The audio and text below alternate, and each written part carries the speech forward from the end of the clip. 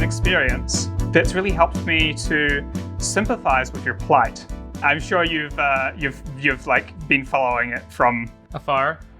The bushes. You're just there throwing popcorn into your mouth, going, ha, classic. No, actually, hilariously. So I go on some forums regularly. Your video was on the forum. People were discussing it, debating and stuff. And I was like, oh, yeah, causing some conflict here, I see, Paige. You and I have talked a few times about this, but I think that the issue is a type of gentleman, and they're all dudes, called train guys.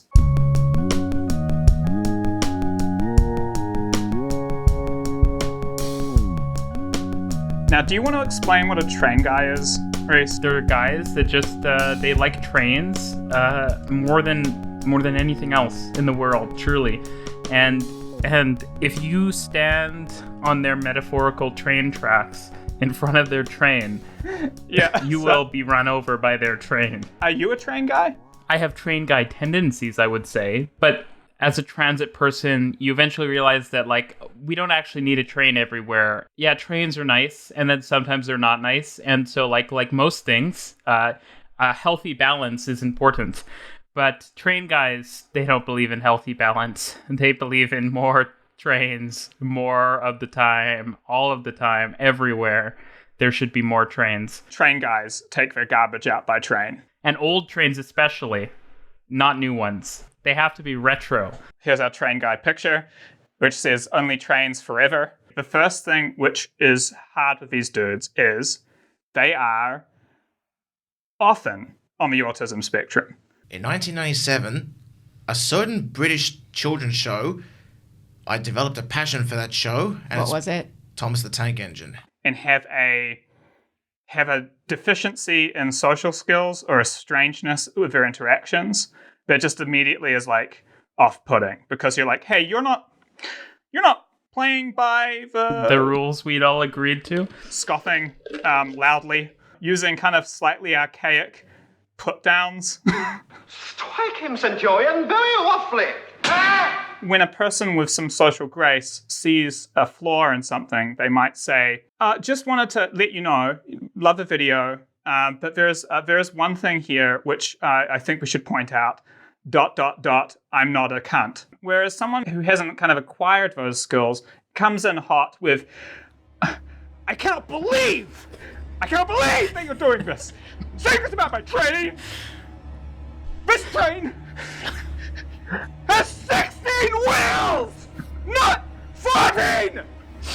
Like, and you're like, what the fuck? I definitely can relate to the strong language or the starting the comment with "you're a complete idiot" or something along those lines. All right. Well, now you're definitely going to win me over to your opinion, so let me listen. I've made videos on topics, and I've definitely encountered my fair share of dicks, but I've never encountered the arrogance. A person who might disagree with my economic policy may portray me as, like, malevolent or something like that. But these guys just almost always come in with, like, you're dumb. I'm surprised you can read. You know, actually, like, you probably read with your finger on the page, slowly tracing each line with, like, some spittle dribbling down the outside. You know, because that's the only way that you could ever come to the conclusion that this model of train has 16 wheels, you know. Unbelievable. Like, as I said at the start, imbecile. It's very hard to talk to people like that because it's just you're not used to engaging with that level of sort of hyperbole and energy and sort of passion. It's strange. Like, there are so many issues you can talk about that are fundamentally more important, like, I don't know, education, healthcare, and, like, you'll never have someone at your throat about some basic or minor thing. You're a person who's really into this stuff, right? So I imagine there was a point where you were like, I'm into this stuff, but these guys are really, really into this one specific type of this stuff to the detriment of all other things, not only in this category, transport, but also in the entire world. Realizing it was a thing and realizing it was a problem were very different moments, I think. I think realizing it was a thing would be just like when I used to be on the transit Facebook groups. I think it was like seeing pictures of people who were like, this is bus number 2467, and it's like not a nice new bus. It's like an old bus, but like a 90s bus, so it doesn't look very good. And they got pictures of every inch. They got the front, they got the wheel well, they have the underside of the steering wheel, the steering column as well, and they got the seats and the engine compartment, or they maybe they left a comment like the bus driver like chased me out of the transit station, or because I was taking pictures or something, and he didn't like it. Yeah, listen to that bell. Oh, take a look at that. Oh my God! Woo! Listen to that horn! Oh my God! Oh, she's beautiful! And like, hey, you know, I take lots of pictures of buses and trains too. So, you know, more power to people. I think it's just the intensity of some people's energy that takes it to another level. All right! Oh my! Oh! Oh! Oh! Oh no! It's a BL2 too! Oh, the SNC 52! Oh my God! Like when I first realized it was a real problem was when I was discussing the REM with people. There's this love of these old trains that are being replaced with the new sleek metro trains, and they're sort of like, oh, like the old stuff it's so nice, and so it's got a certain quality to it that I really like, and we're replacing it with this new thing, and it doesn't have the same character, and the trains aren't made in Canada, and they don't like how it looks, and they don't think it's got the kind of old-timey train feeling that the old trains had. And so they make some criticisms. Some of them feel valid, and a lot of them just feel like thinly veiled. I like the old trains. I want the old trains back. At first, you're like, okay, like they're just a fan, but then you realize that they're having a negative impact because the trains, however they look, is sort of irrelevant to the average person who just wants to use the transit to get where they want to go. If they're trying to argue for something that's going to make the trains come every 30 minutes or every hour, that's an extra hour potentially of commute time for an everyday blue-collar worker or for someone who's just trying to go see their family. And so by pushing for what they think is aesthetically nice and what they think is kind of historically better and all of these things, they're actually making transit worse because what's in their heart is not what's best for transit. It's kind of what train do I like the most. I just loved the concept of railways and steam engines. You don't really see that in a lot of other policy areas, I guess. For example, I don't think you see people pushing for smaller class sizes because they remember the days of the schoolhouse out on the range where the teacher would teach all the grades of students together and she'd throw the book at them and all these things. And so we need to go back to the old style of teaching. We can put this all under the sentimentality heading, right? And it's hard because I totally feel this across so many things that we have a hard time with as society, right? Where we have this beautiful old church, and it's in this really great place. It's important to people, and it makes them feel like they're part of society that's existed for hundreds of years. But there's a housing shortage. There could be like 100 people's houses. And we have this stuff all the time. We don't want to be 100% practical. Well, what's the joy in life to that? However, when we're talking about something that it is first and foremost a transportation method, it's unfortunate that the advocacy groups for transport has such a high proportion of people who are regressive. You know, it's not like you have, say, enthusiasts about Apple products wanting Apple products to just be what they are now forever. The enthusiasts in technology are enthusiastic about change and the new stuff coming in, and they get excited about it. So it pushes those firms. It's kind of well known that railways and transit are pretty conservative areas, not in the political sense, but in the sense of, you know, there's a way we used to do this and we're going to do it this way for the rest of time. If you look at like Japan or Germany or something where they are very innovative, they don't have that problem. But in North America, we have this kind of railroader culture of like, there's like an old guy who wants to pull the whistle and shovel the coal into the engine and fire it up. And it's just, it's not something that necessarily we want to continue with. So in cycling, in the 1980s and 90s, sports cycling was what cycling was to North Americans. So that's like spandex, clip-ins, you know, super thin tires, racing, not practical commuting. So for a long time, the advocates of cycling, or the people who kind of pushed for it, were this one type of cyclist. And it was a very small set because most people were in cars. Because trains went through this great squeeze, the people who are enthusiastic about trains are this kind of like select group of keen train people. Whereas in other countries where traveling by train is just the normal thing you do, there's enough mass of just regular people who are like, I'm trying to get to work. You gotta go to work. Get the fuck out the way. Get the fuck out the way. Go! to make the discourse more balanced and more representative of what the society is like at large. Trains are such a oddball thing in North America. Not that many people commute by train on the whole. If you're like, you like trains or something, you become this sort of social outcast by default because it's just weird and unusual. Whereas in like France, you'd just be like the standard person who's like, yeah, I take the TGV down to the south and go to the beach on the weekends. It sounds great. You're like, what the fuck are you talking about? It's fastest and cheapest way to get there. That's why I take the train. What do you mean? Do you like trains? Yeah, I like going to the beach. What are you talking about? When you post a video, you'll see all of these things that we're talking about. You know, the first one we're covering, the sentimentality issue. I saw that when people said it's important for Churchill, Manitoba to have its train line because people there love their train line and it's important to them. And there's one guy in the comments arguing with these guys who are obviously train guys. And he's saying like, I live in Manitoba. The train is for tourists. The train is for tourists. Tourists take the train. The hilarious thing is I'm pretty sure the Churchill rail line was shut down for like 2 years because it got like flooded. And so if it's really that essential, how come it was left in like non-usable condition for years at a time? So they built an ice road out to Churchill during the rail line shutdown. And yeah, that is another point is, yes, they do have a port. I lived in the far north, right? And there's a lot of communities that are fly-in only or barge only. And yeah, Churchill, like when I was doing a video, I did this kind of analysis on the price to keep the train line versus a subsidized flight.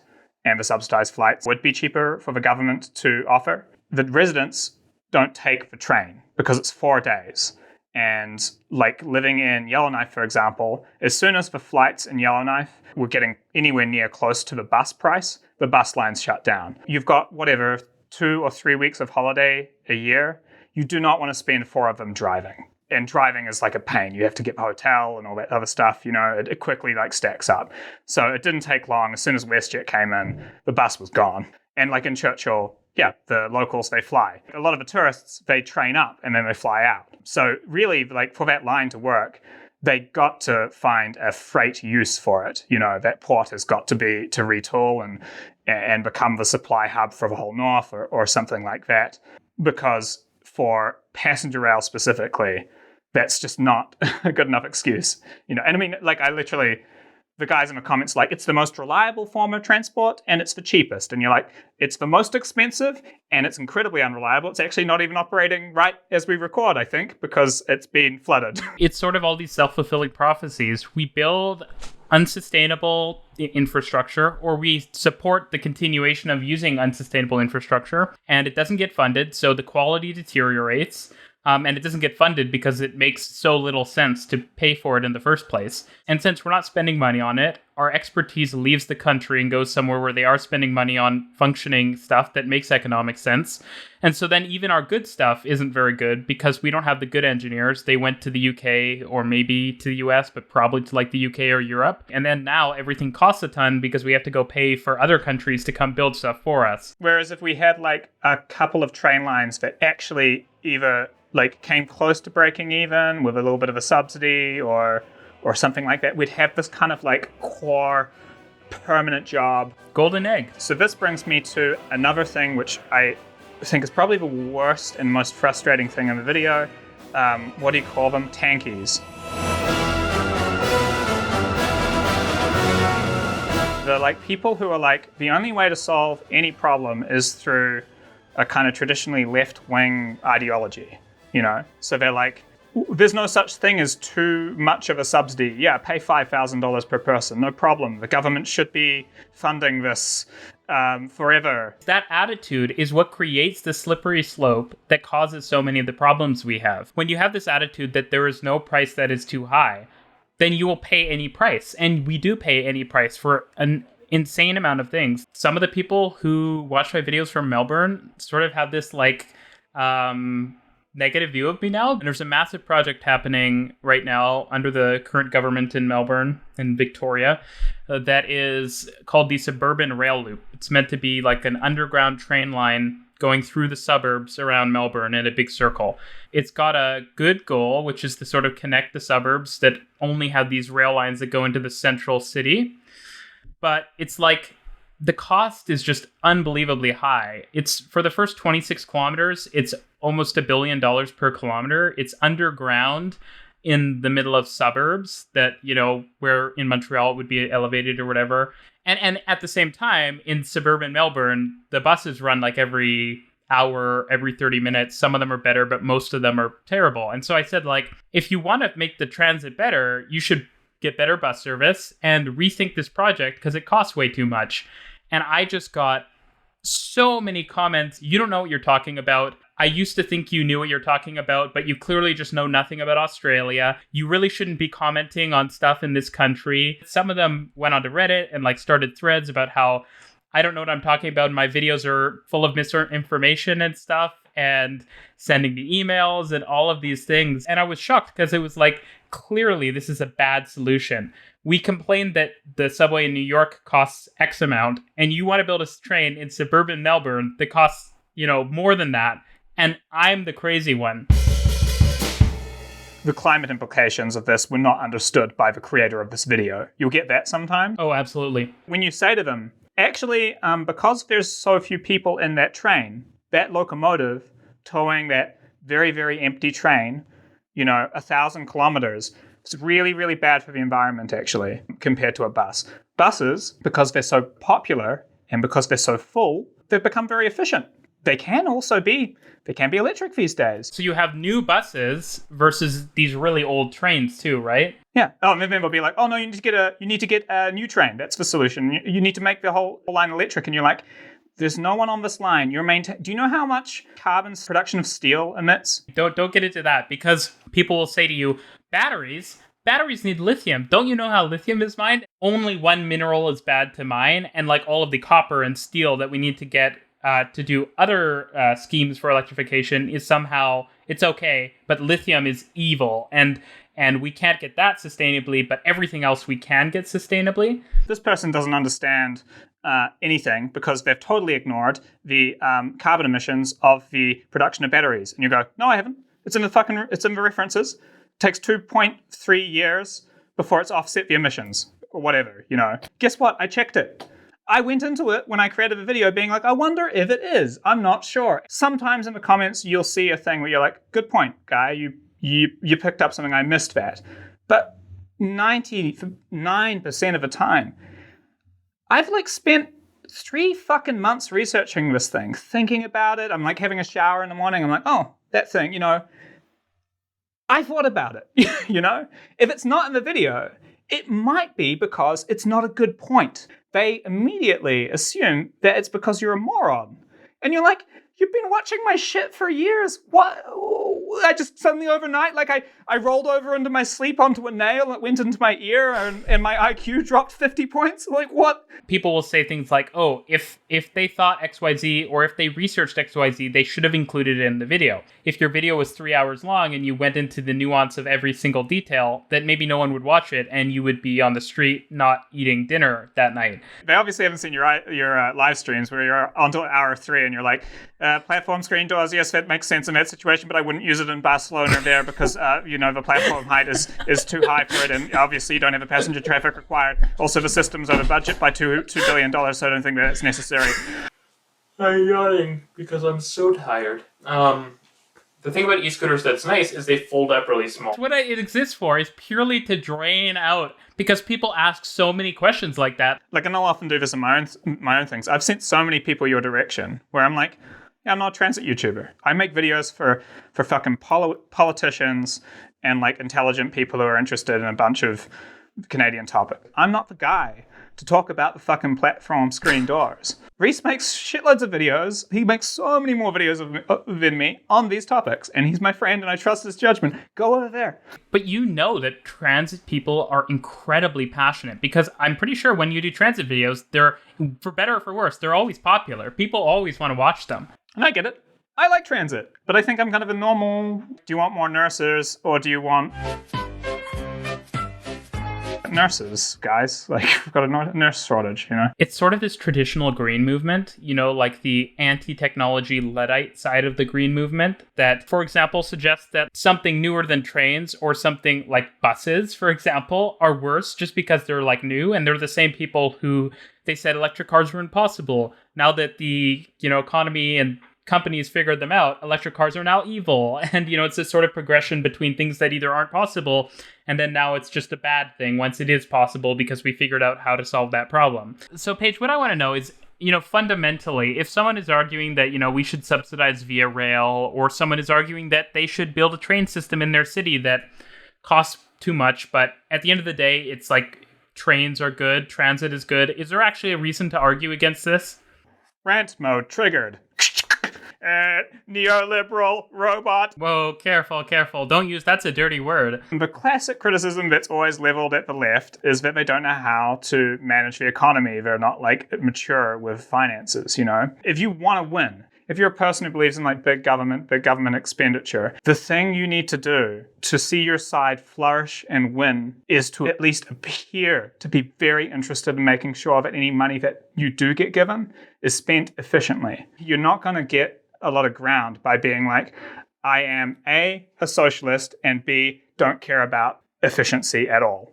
It's God, that is price. hard. We should pay any price. Light the money on fire. I don't care. That's rich people's money. That's bad. I mean, also, if you believe that we're not taxing the wealthy enough, then you also should acknowledge that the money that you're spending isn't rich people's money. It's mainly working class people's money. All you need to do is go we've got 15 rail lines. Let's cut the 3 most inefficient and put that money into the most efficient ones. It's not even a change for the amount of money, just showing an expression of interest and efficiency. It really gives you a lot more power when you, at the very least, feign an interest in the thing that they don't expect you to say. And then you can get away with whatever, fucking steam train to fucking Mount Tremblant or whatever the goddamn hell you want. Even if you're super progressive, you think the best thing at the end of the day is reduce the emissions, more people on trains, etc., which means that, yeah, you might have to give up some of the lines that kind of go to the middle of nowhere. Places that are in the middle of nowhere. But if that means more people on trains, then your goal has been attained. I think sometimes people have this goal that not only should more people between Toronto and Montreal use the trains, but people from Toronto to small Ontario towns should also all be using the train. And yeah, that's a good goal. But frankly, the way to get there is probably to create an incredibly successful system, then just edge your way out. And it's you've built that strong kind of core competency. It's kind of, look at what the GO train is doing. It's exactly that. It's they created a really efficient operation that sort of centers on the most profitable stuff. And now they're able to run some trains to Niagara Falls where not that many people are using it, but it's it's not that big of a hit for them because they're really efficient and they know how to run the trains well. Versus this, imagine if the approach was, the first thing we're going to do is implement a train from Niagara Falls to Toronto, and if it's not successful, the whole system is a failure. This is a democracy. You will be replaced with someone who will either do that or who doesn't care about trains and will just axe the whole thing and let's build more highways, because trains carrying no one does look terrible and it isn't actually environmentally friendly. You can look at it as 2 competing network effects in essence, right? In Canada, we're in a sea of people who own cars, and every highway that you add to wherever has ridership immediately. It jumps onto it out of a road network. Trains, we do not have that. We need to seed it with very, very good transit networks. And now we're at the point where I think we do have really good transit networks in Montreal and Toronto. Now we need to connect these 2 fuckers together, so that a person who's friends with someone in Toronto can go see someone in Montreal and no car is involved. It's that kind of door-to-door, no car thing. You're trying to just build it out across the country. Imagine you have a train between Toronto and Montreal that becomes 40, 60% of the market share, and it's incredibly popular. Imagine just connecting up Quebec City then. You don't need to worry about even if Quebec City will initially be that much of a source of travelers, because all these people in Toronto and Montreal would love to go to Quebec City and visit or go for business or all these other reasons, and they're naturally going to take the train. And so you have all of that to buffer the initial time it takes for people from Quebec City to be this is a great option, we're going to take it too.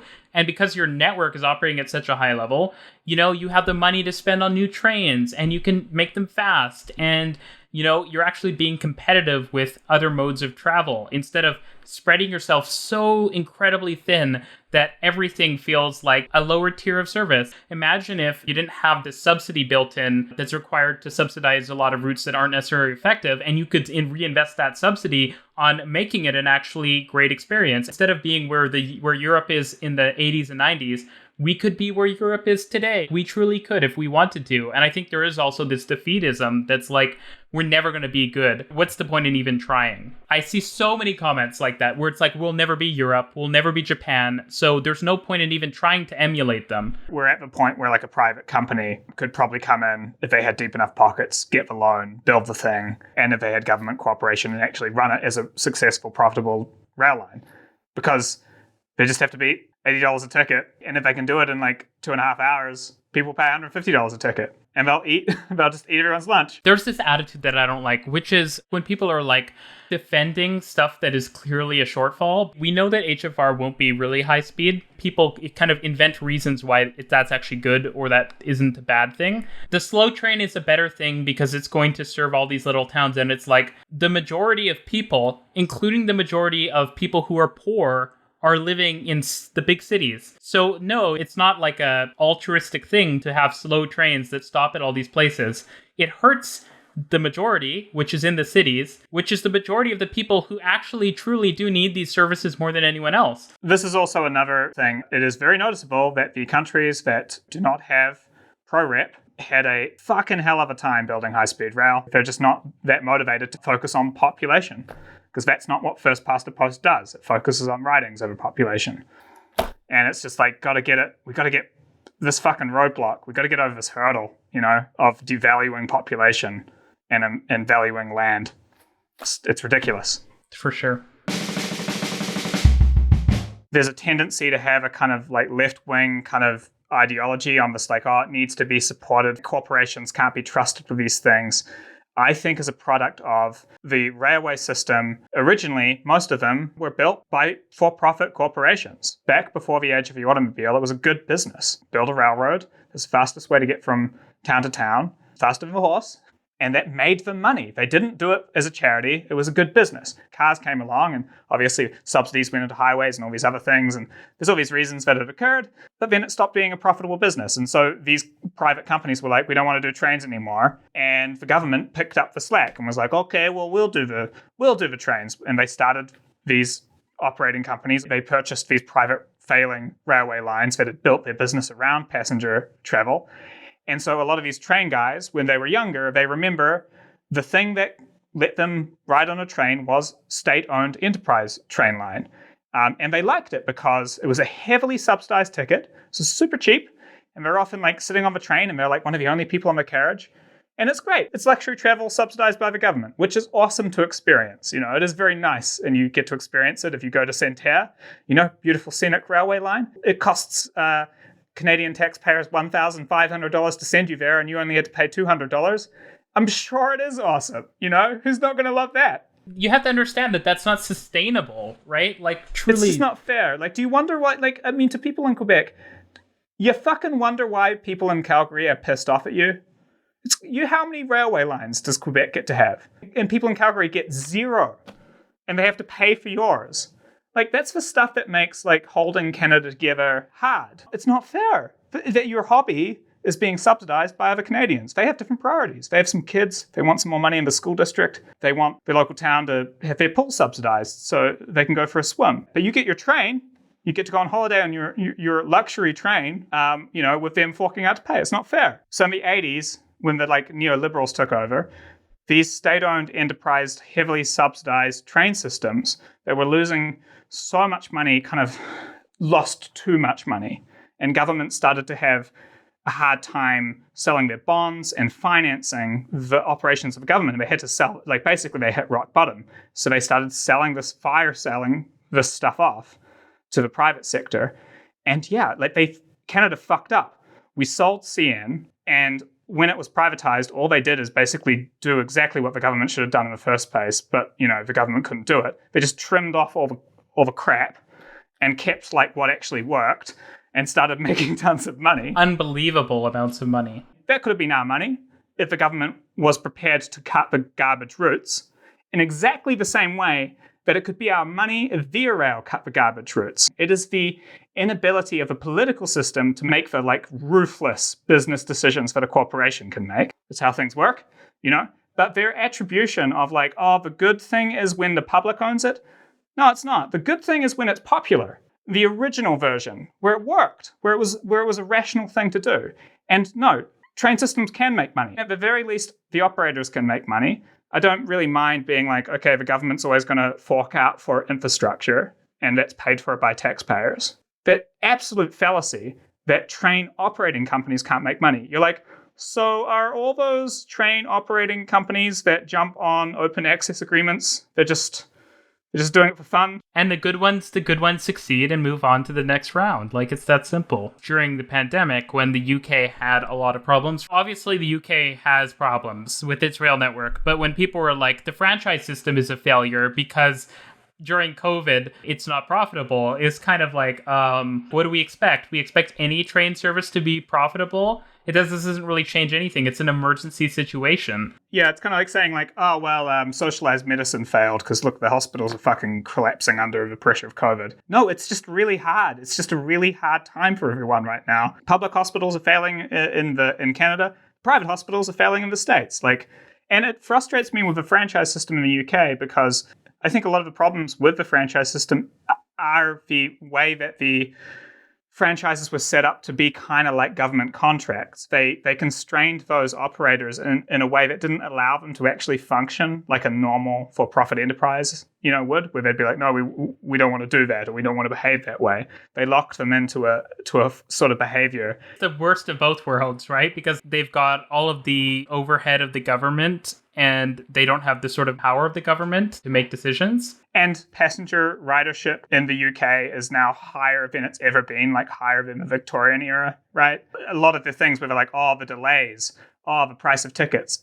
That's because supply is constrained. They can't fit any more trains down the lines because they've become so popular. So it's they're unhappy with a level of success that if it happened in Canada, Canadians would be woo! We did it! Not every rail line makes sense, but yeah, there's certain ones that aren't profitable and probably don't have a chance of being profitable, but that still do make sense for one reason or another. And as you can see in the case of the UK, they operate those lines because everything else is so lean and efficient that they can afford to operate those less valuable services. And so even the places that are rural have this pretty excellent train service because they're standing on the shoulders of giants, on these bigger companies that are very efficient with their operations. When you have the sort of social credit of having a lot of successful stuff, then you have a bit more agency to sort of take on those okay, clearly you're buying votes, or clearly you're just sort of providing this service because the train is nicer than driving or taking a bus when you have a very successful system.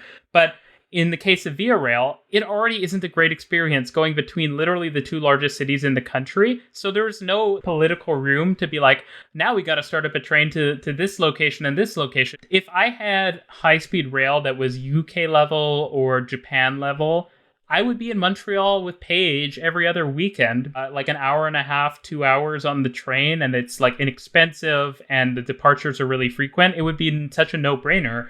But here it's 10, 12 departures, and it's the price is high, and it's really antiquated the way they operate things because they make you line up before the train shows up and all of this stuff. Imagine just all of the ridership driven by a successful Via Rail would probably offset the sort of public ridership with all the new riders on the city transit systems. Because let's be honest, once you're in downtown Montreal, the most obvious way to go where you're going to go is the metro, and the subway is the most obvious thing to do when you're in Toronto. So you have these captive riders, there's so much opportunity that we don't even have hold of yet. And we're basically building it anyways because now we're building trains to the airport so that the private air operators can connect people. And let's be honest, a lot of people are just going to take the train to the airport and then fly. And it's just the worse for the environment, less convenient version of high-speed rail, fully privately operated. I didn't go into this in the video too much, but the distance between Toronto and Montreal, do you know, is there a name for this? Basically, it seems to me there's this bell curve thing for distance between cities where different modes of transportation make sense. and different speeds of rail are necessary for it to win out. It's sort of like a Goldilocks zone type of thing for each different mode. There's this interesting thing where you like model kind of like the Reece vet departs from his house for the airport and the Reece vet departs to the train station, and they're like, and they're off, and you head out. And the problem is that like the airplane is the way to go for the Reece vet doesn't care about transit. The Reece vet's just like, yeah, I want to get there fast. Not winning that speed battle. It's just the difference between not maglev, not Chinese high-speed rail, just like very fast conventional, that kind of higher speed, 200 kilometers an hour. That's all we need to do. We don't need to do mind-blowing levels of speed. We just need to beat planes. The next high-speed rail thing should just be like beating planes. That's it. Being like, oh, you'd be dumb to take a plane. Planes suck and they're slower. Why would you take a plane? That's the kilometers an hour. And just aim for that and do it. Collated and bound with a durable spine, it is the envy of published findings around the world. Canada's high-speed rail study industry. The future. Never. I brought this up on, I think, Twitter or something, and someone's like, oh, to suggest that people would ever fly is just like, you're so privileged to suggest this. I don't think it is. First of all, driving is not really an option for lots of people. As anyone who's involved in transit should realize, driving isn't actually very attractive for so many reasons. The bus isn't good. It's slower than the train, and it's frankly less comfortable. And the plane is way faster. And people will pay a lot more for the convenience of getting somewhere fast. A few years ago, I was following this urbanist sort of dude, and he was kind of complaining about how he took the Via Rail. They only take credit cards to pay for things, and so obviously that they're kind of excluding poor people. And it's so funny because I don't know if viewers know this, but guess what?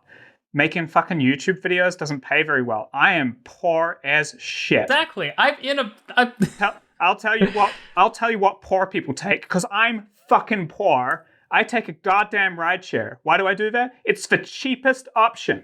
I just can't believe that they're blah, blah, blah. They're excluding the lower class. They're not on the train, you moron.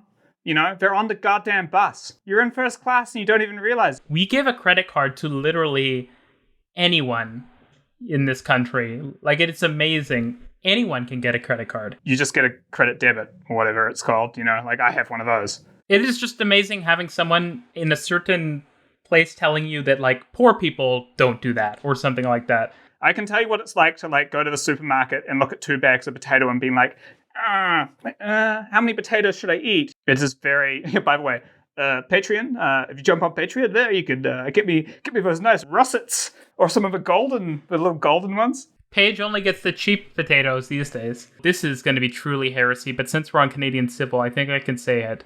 I previously owned a car.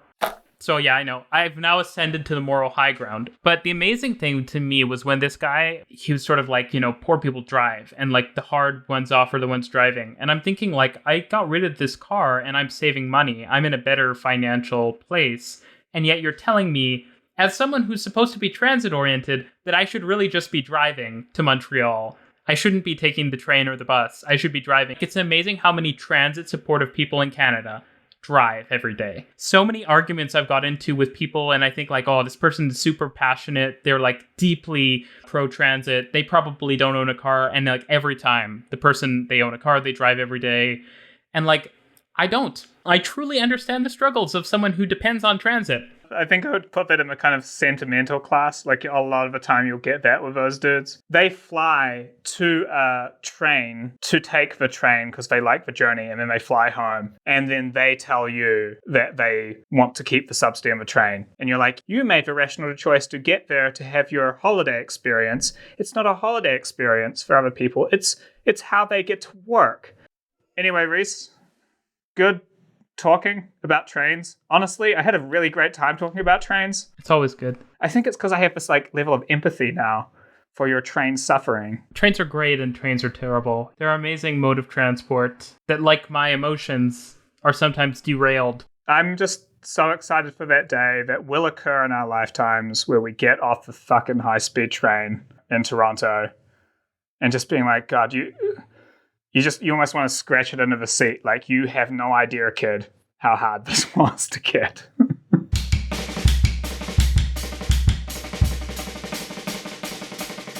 that's so much of the value of like YouTube, is that we have these niches and we have people who cover various things. And like, instead of like, I'm always amazed at like sort of the traditional media. They kind of cover stuff in the most sort of boring, unexcited, uninterested, but also just sort of uninformed way. It's not really an attack against the journalists or whatever. It's just that they're very like, they don't have an underlying message they're really trying to tell. So they just kind of barely modify the press brief and then sort of release it again. I think that's why YouTube is so successful, is because you find someone who's passionate about a topic and you just listen to them because they've probably thought through all this stuff, right? And you talk about like so many things at this like excruciating level of detail that if I were to watch like a news report, it probably wouldn't talk about a lot of the things anyways. It doesn't even cross people's minds as something that people would either care about or be interested in.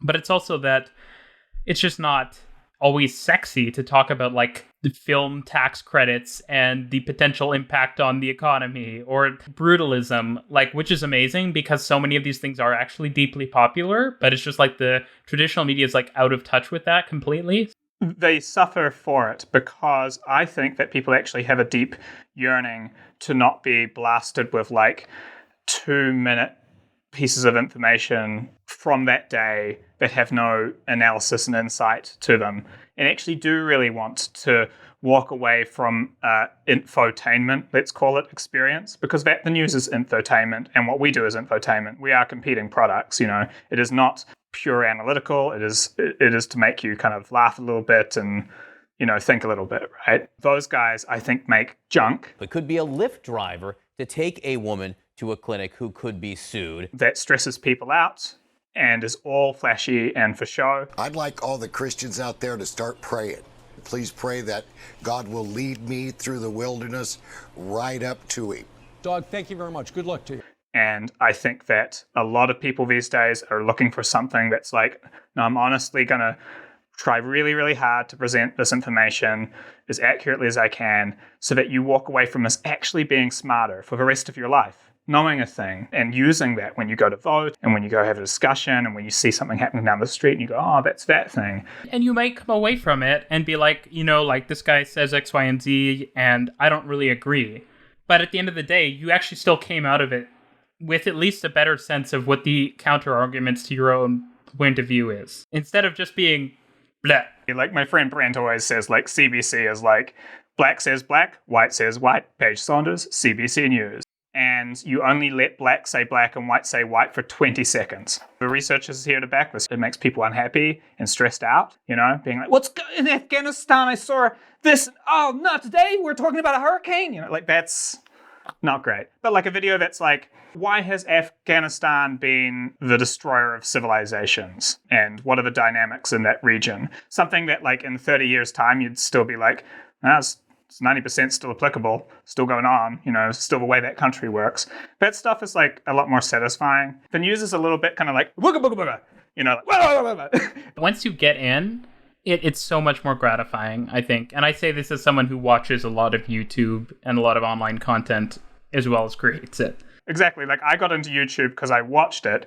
I watched this stuff and was like, this is great. You know, this is so much better than what's being produced by traditional media networks. The Senate is just like, yes, yes, yes, yes. Paycheck, please. Such a good sort of example of how you were saying before that like necessarily spending more money doesn't necessarily give you a better product. I'm sure as hell that Vox has a smaller budget than like the CNNs of the world, but they seem to put out a lot more meaningful content.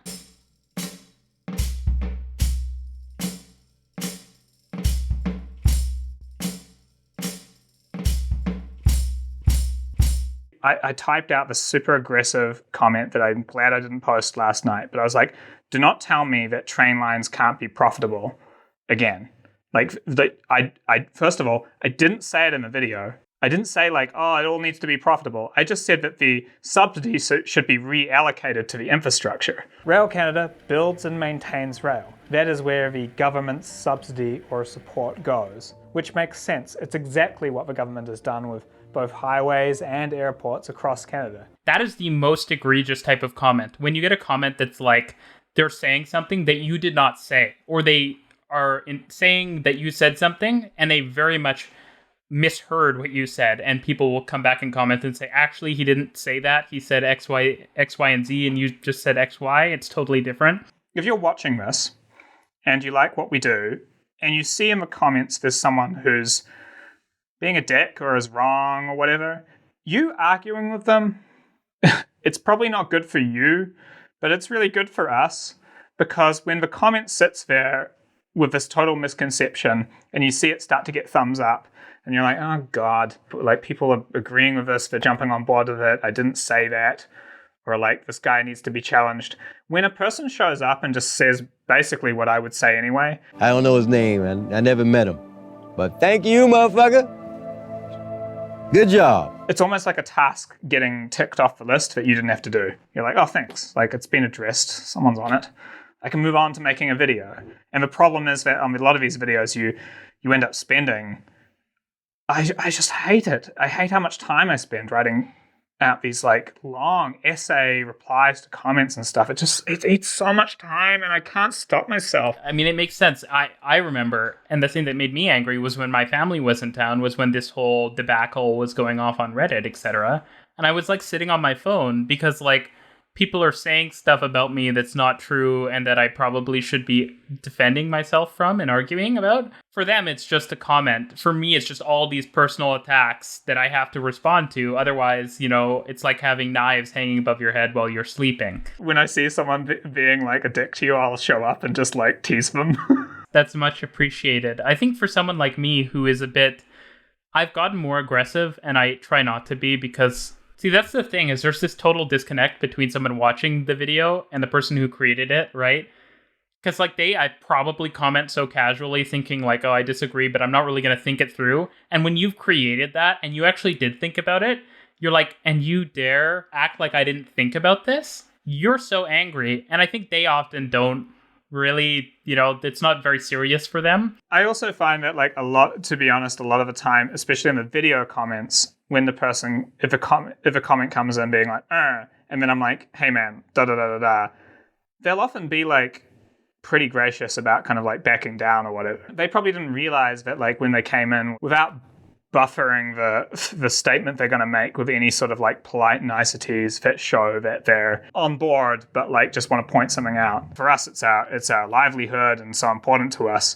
You know, for them, they're just sitting on the shitter, banging out like a reply and then off to the next thing. They're not thinking like, well, first of all, dear sir, like, you know, like they're just like what's coming out of the brain into the phone, send. Yeah. So like we would benefit from being a little less sensitive, but I also like, I block so many people. Like if I see a comment from a person and I've seen them commenting a lot and they're normally cool, I'll give them a break because I'm like, this guy cares about the stuff and watches what I do. They deserve a response. But if someone is like, if I don't recognize the name and they're rude, blocked. I don't give a fuck, you know? Is it a block? It's the shadow ban feature that people don't seem to really know exists, right? They're wailing into the void. Like there are people I remember from the early days who would comment on each video and they were just always kind of a dick. And I blocked them. I'm sure to this day they're still typing out their comments that are kind of a little irritating and a little rude. They have no idea. Like they're like, no one seems to respond anymore. Whatever, you know.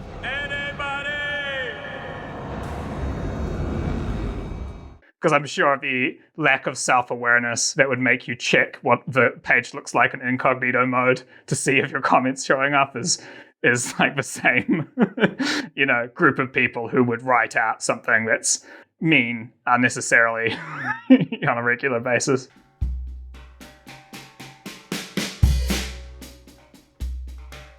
This has been so nice, this laptop. You know, I mean, it's got some limitations, but holy shit, is it stable and powerful for what it is. I know, right? Isn't it? It is truly, I have a video planned for my B channel about this. This is those like once every 10 years, you're like, wow, life just got so awesome. And like, I guess it's kind of what I remember the iPod being like. The thing for me that kind of is the game changer is editing computers are usually super expensive. Like anything that I could use to do a decent edit on. And like, I'm not doing VFX work like you, but like even just doing some exports in DaVinci Resolve, I would probably pay twice as much for a regular like Windows PC that is performant for just export speed. The performance is about the same as my previous kind of gaming laptop with a dedicated GPU, but it doesn't crash. And the battery lasts for a day, which is great. And it's tiny. I wish I'd made the switch over sooner. I was holding off being like, well, it's not a professional laptop for VFX, but like, yeah, it is actually. There's like a contingent of people that are really big PC like fans or whatever, and I probably have been multiple times in the past, but like at the end of the day, if you're trying to get work done and it's just unreliable and unstable, it's just not conducive to getting work done. Like Apple is usually just, they put out a higher grade of software and the support is there, and it's just, for getting work done, it's often better, I think. There's just the value of having something that doesn't blue screen on you when you're releasing a video the next day and you went to sleep and you realized that it only processed 20 frames and then crashed. Yeah, I mean, luckily we haven't been recording that long because my computer just constantly crashes. So it's great. Everyone still listening right now, please donate to Paige's Patreon so he can get a new computer. So we're pivoting over to a tech review podcast, right? It's a good time to announce it, right?